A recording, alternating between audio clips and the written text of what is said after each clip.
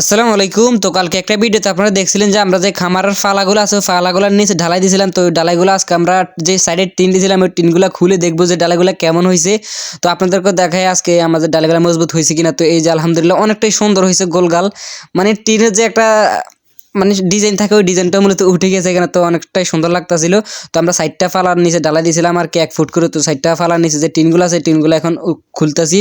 মূলত আলহামদুলিল্লাহ অনেকটা শক্ত হয়েছে। আমরা যে কাইমগুলো দিছি যে মানে আলগা যে কাইম দিছি এবং রড দিছি 2-1টা করে, এগুলোর কারণে আরো অনেকটাই শক্ত হয়েছে। তো এই ফালাটার কিছুটা অংশ ভেঙে গেছে, এগুলো আমরা আবার নতুন করে ঢালাই দিয়ে। আর এই যে আমরা ঢালাইগুলো দিয়েছি, ঢালাইগুলো খোলার পরে কেমন লাগতেছে আপনাদের কাছে অবশ্যই একটা কমেন্ট করে যান। আর এই যে টিনগুলো আমরা খুলতেছি এগুলো আবার অন্য ফালার মধ্যে নিচে দিয়ে আমরা আবার সাইডটা ফালা ঢালাই করে দিব। আর ফালার নিচে যে ঢালাইগুলো এগুলো দেওয়ার আগে মূলত আমরা ঘরটাকে হাত দিয়ে লাড়া দিতাম, আমি আর আমার ভাইয়ে। মানে হাত দিয়ে লাড়া দেওয়ার সময় ঘরটা লড়তো, তো আমাদের একটা ভয় লাগতো, আমরা হাল ছেড়ে দিতে লইছিলাম।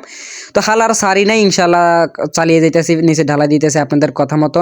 অনেকটা এখন শক্ত হয়েছে। আর এই যে আমরা কিছু দড়ি কিনে আনছি, এই দড়িগুলো দিয়ে আমরা উপরে বাঁশ বাঁধবো, সাইডের কিছু কাঠমাট আমরা বাঁধবো, যেহেতু সব জলই আমরা মারবো না, কারণ বাঁশের জলই মারতে গেলে ফেটে যায়। সেখানে আমরা কিছু দড়ি কিনে আনছি, এই দড়ি দিয়ে আমরা বাঁধবো। তো আর কি কিছু কাজ আপনাদের সাথে শেয়ার করলাম। সবাই ভালো থাকেন, নিজের প্রতি খেয়াল রাখেন। আসসালামু আলাইকুম।